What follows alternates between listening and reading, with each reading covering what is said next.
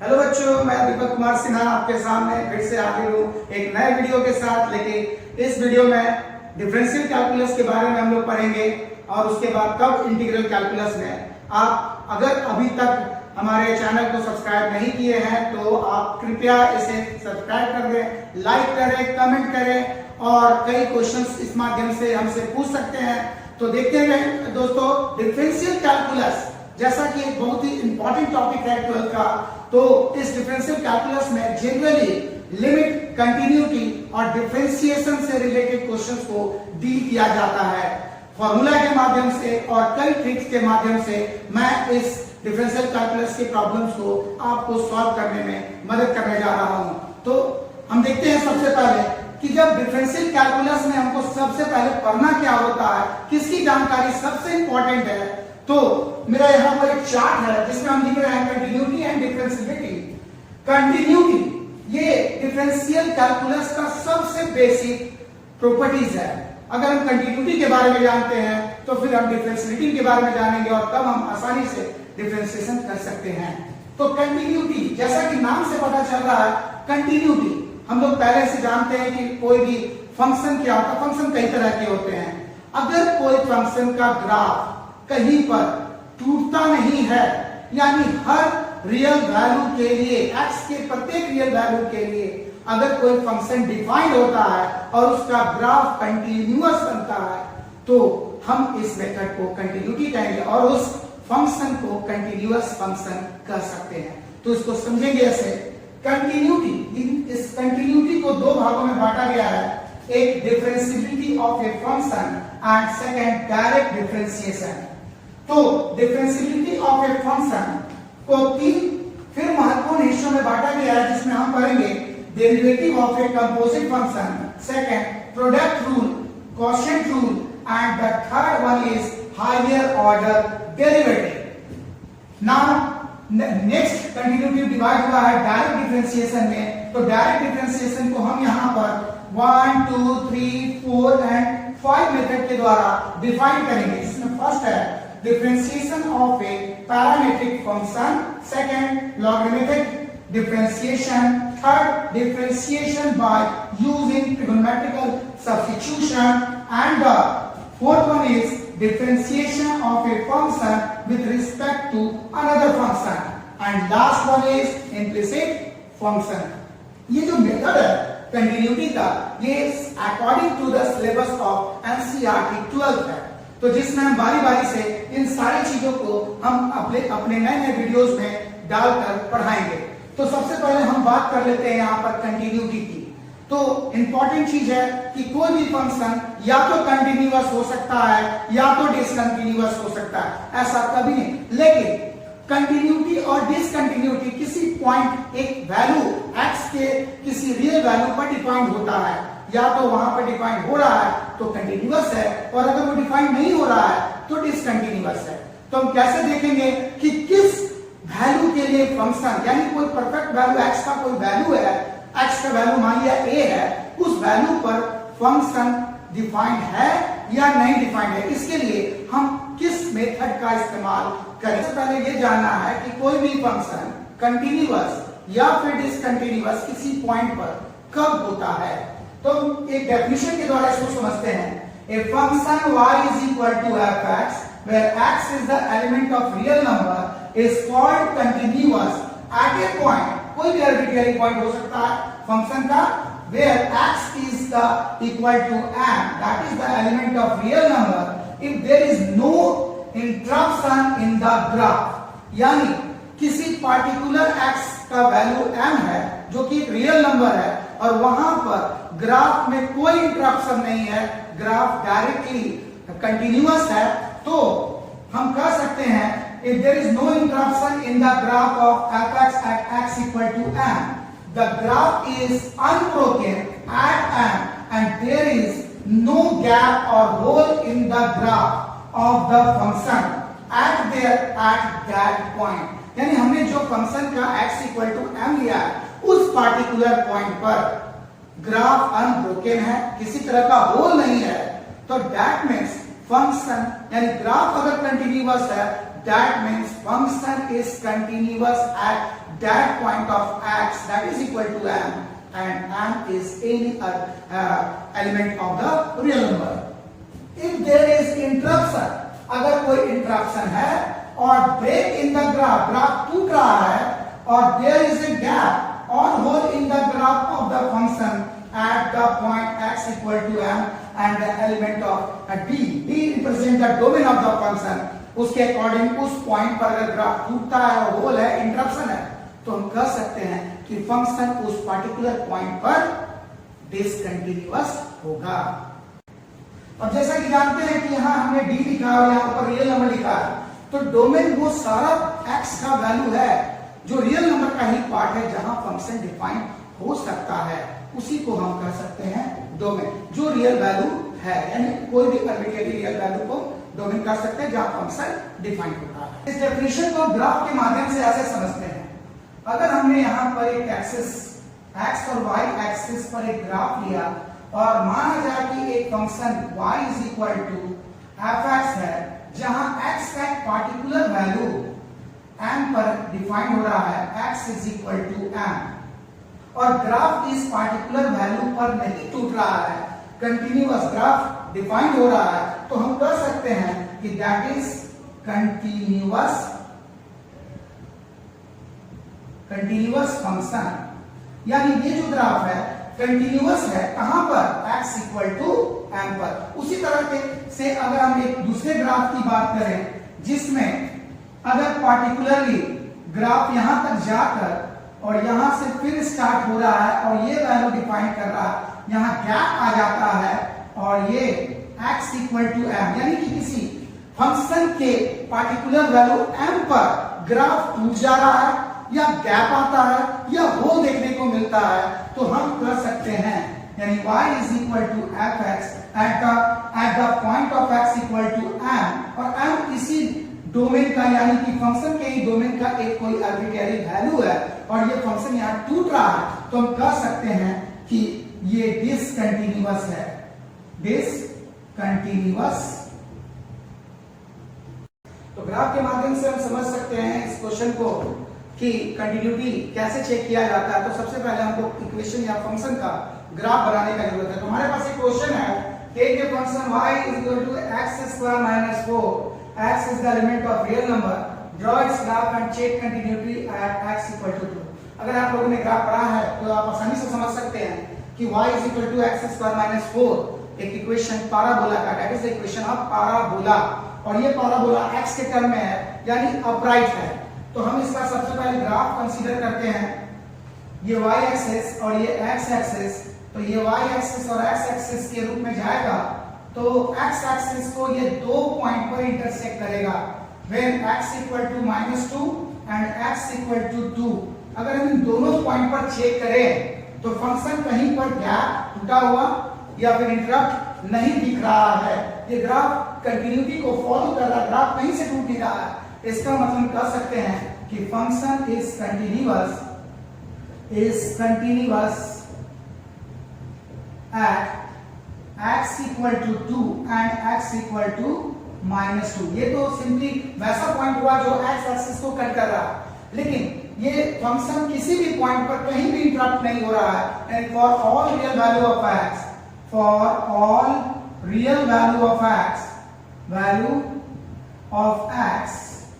Function y is equal to x² - 4 is a continuous function। हम कह सकते हैं कंटिन्यूअस। ठीक है दोस्तों, तो इस तरह से हम एक अलग क्वेश्चन के माध्यम से समझेंगे कि फंक्शन किसी पॉइंट पर डिसकंटिन्यूअस कब होता है और कैसे होता है। क्वेश्चन में हम ये चेक करते हैं there is a function y is equal to f(x)। यहाँ फंक्शन दो भाग में डिफाइन हो रहा है, x+1 में और x - 3 में। कब? जब x का वैल्यू 0 से बड़ा है तो फंक्शन डिफाइन हो रहा है x+1 में, और x का वैल्यू जब 0 से छोटा है then function is defined as x - 3। तो अभी हम ग्राफिकल मेथड का यूज कर रहे हैं, तो पहला सबसे इंपॉर्टेंट चीज है कि हमको इन दोनों फंक्शन के डेफिनेशन का ग्राफ बनाना जरूरी है। तो जैसा कि दिख रहा है दोस्तों कि ये एक लीनियर इक्वेशन है, तो लीनियर इक्वेशन का ग्राफ अगर हम कंसीडर करें तो हम आसानी से इसको देख सकते हैं। अगर यहाँ 0 का है, ये 1 ये 2 और ये 3 अगर लेते हैं, ये y एक्सिस है, ये x एक्सिस, यहाँ नीचे ले जाते हैं -1, -2 और -3 के टर्म में। तो सबसे पहले x + 1 का ग्राफ लेंगे। हम जैसा कि जानते हैं कि अगर y = x है तो इसका ग्राफ क्या होगा, डायरेक्टली इस तरह से एक स्ट्रेट लाइन को कंसीडर करेगा। और जब हम x + 1 लेंगे यानी x y ऐसा ग्राफ जब x के साथ कोई ऐड हो जाता है कोई कांस्टेंट, तो ग्राफ ऊपर की तरफ उतना डिजिट शिफ्ट कर जाता है। यानी इस जगह पर x + 1 है यानी +1 डिजिट ग्राफ ऊपर की ओर शिफ्ट कर जाएगा और मेरा ग्राफ इस तरह से आएगा। लेकिन यहां फंक्शन डिफाइन हो रहा है x > 0, यानी जब x का वैल्यू 0 से बड़ा और बराबर है तभी ये डेफिनेशन है। इसका मतलब कि 1 के बाद ये ग्राफ कैंसिल हो जाएगा, यानी सिर्फ स्टार्टिंग यहां से होगा, कहां से, तो y = 1 से। ये ग्राफ मेरा आ गया x = x + 1 का, यानी y = x + 1। उसी तरह से अगर हम बात करें x - 3 का, तो -3 क्या है, नीचे ग्राफ शिफ्ट होगा स्ट्रेट लाइन का और ग्राफ मेरा देखने को मिलेगा इस तरह से y = x - 3। तो इस ग्राफ में हम साफ साफ देख सकते हैं कि x = 0 पर ग्राफ कंसीडर हो रहा है 1 पर भी और -3 पर। -1 पर स्टार्ट होकर इंफिनिटी तक, पॉजिटिव इंफिनिटी तक जा रहा है और फिर उसके बाद -3 से लेकर -इंफिनिटी तक जा रहा है, यानी ग्राफ 1 और -3 पर कट रहा है। यानी x = 0 पर ये ग्राफ गैप ला रहा है, इंटरप्ट हो रहा है। इसका मतलब ग्राफ कंटीन्यूअस नहीं है। इसलिए कह सकते हैं कि this y = fx at x = 0 that is discontinuous।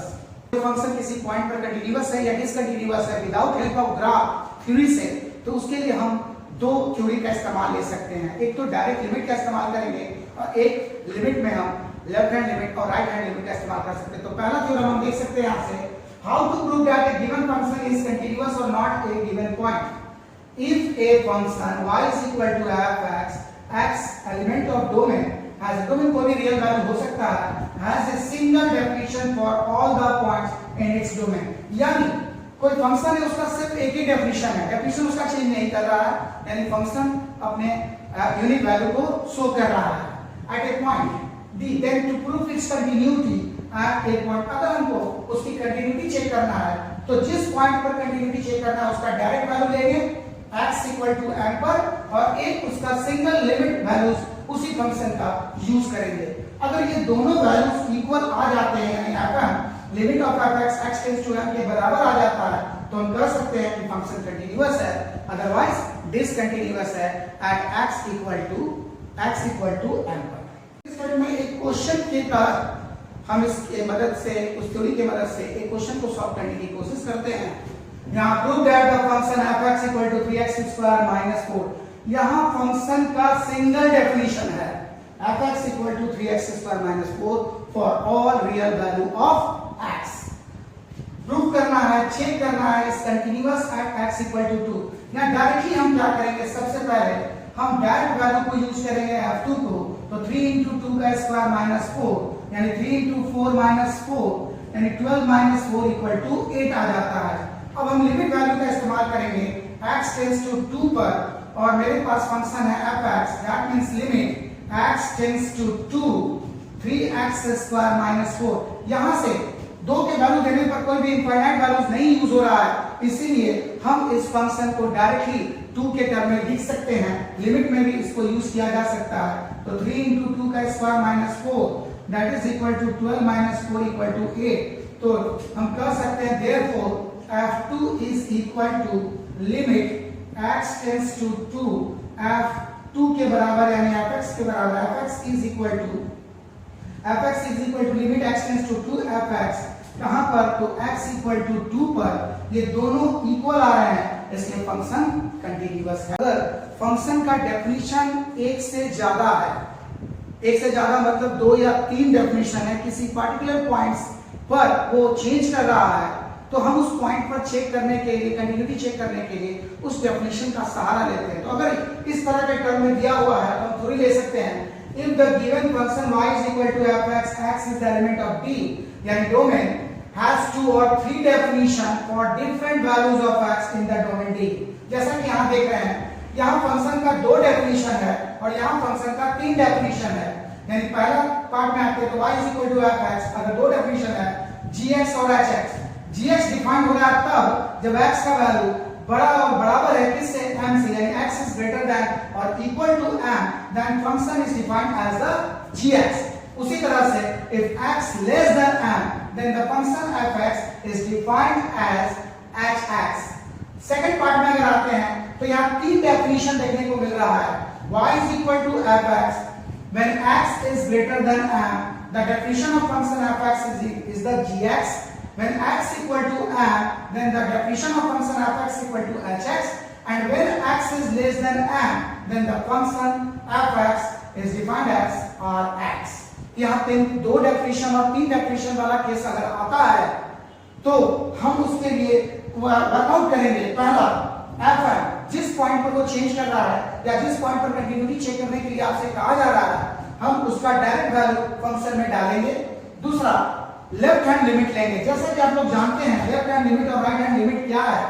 अगर किसी particular value x equal to m की बात करें तो ये x equal to m exact value होता है और इससे जस्ट पहले का वैल्यू जस्ट पहले का मतलब कह सकते हैं x equal to m minus 0, x equal to m minus 0 या x equal to m minus h, जहां h कंसीडर हो रहा है नियरेस्ट टू 0, यानी लगभग 0 नहीं है, 0 के नियरेस्ट है, यानी लगभग बराबर। तो वहां पर x का वैल्यू m से छोटा हो जाएगा या छोटा माना जाएगा।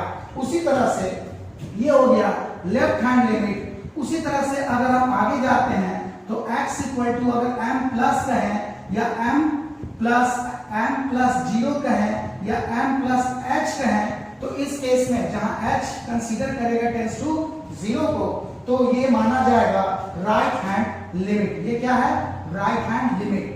तो हम यहाँ पर पहला डायरेक्ट वैल्यू रखेंगे x का, दूसरा लेफ्ट हैंड लिमिट लेंगे यानी x tends to m minus function का वैल्यू निकालेंगे और फिर राइट हैंड लिमिट यानी x tends to m plus पर फंक्शन का वैल्यू क्रिएट करेंगे।